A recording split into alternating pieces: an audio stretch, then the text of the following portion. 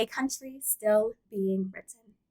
I learned early that some promises are not broken, they are selectively kept. Words can sound like justice but function like neglect. In 1776, before America became a nation, it became an idea.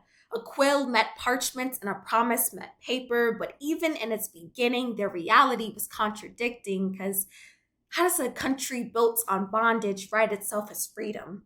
How could the same hands that chained and whipped men like animals speak of life, liberty, and the pursuit of happiness? When life was labor, liberty came later, and happiness was never meant to be ours to hold, perhaps.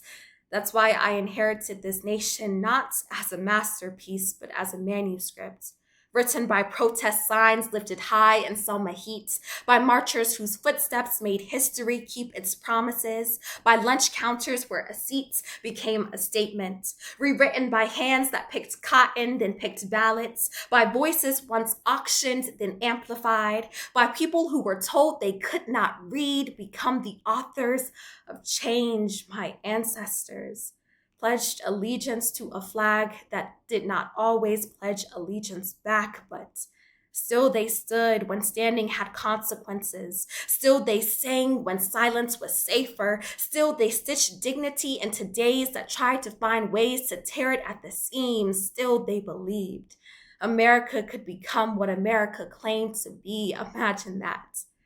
Believing in a promise while living inside its contradiction, but because of their belief, their hope, their fights, their will, and their might, I stand here as a Black girl able to live in the world freer than they could ever imagine. A future first generation attorney committed to learning the language of law to help close the distance between America's ideals and America's reality. Freedom is a strange inheritance. You can receive it and still be responsible for protecting it, benefit from it, and still be called to expand it.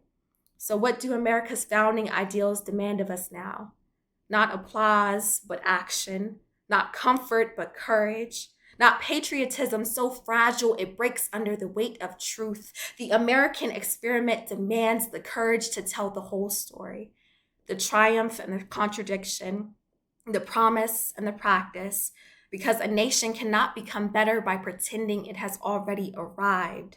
America is not finished, and perhaps that has always been the point. The Declaration was not a conclusion, it was an invitation, a challenge, a dare to keep expanding the meaning of we the people until we finally means all of us.